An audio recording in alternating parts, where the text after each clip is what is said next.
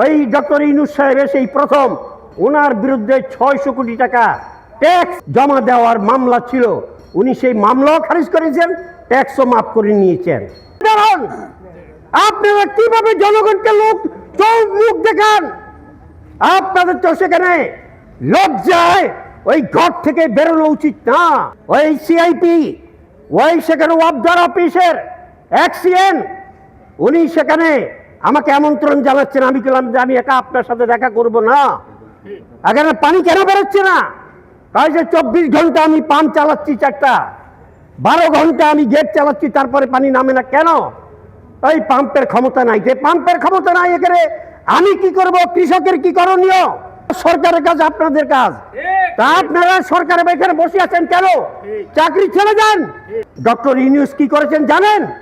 ওই ডক্টর ইউনূস সাহেব সেই প্রথম ওনার বিরুদ্ধে 600 কোটি টাকা ট্যাক্স জমা দেওয়ার মামলা ছিল, উনি সেই মামলাও খারিজ করেছেন, ট্যাক্সও মাফ করে নিয়েছেন। উনি কি করলেন? গ্রামীণ ব্যাংকের মালিকানা ছিল জনগণের 25 ভাগ, এখন মালিকানা আছে 10 ভাগ, 15 ভাগ উনি তুলে নিয়ে গেছেন। এর নাম কি উন্নতি?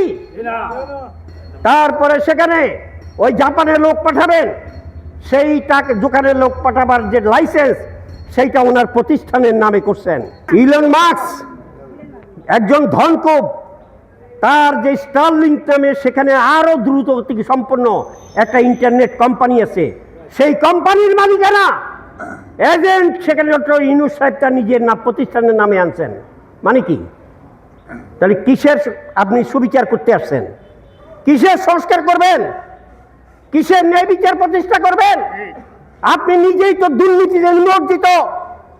আপনি সুদখোর মহাজন। এদেশের জনগণকে, গরিব মানুষের হাঁটিয়ে তাদের কাছ থেকে লাভ করে আপনি গ্রামীণ ব্যাংক করেছেন, হাজার হাজার কোটি টাকার মালিক হয়েছেন। আপনি নিজেই তো একটা দুর্নীতিবাজ।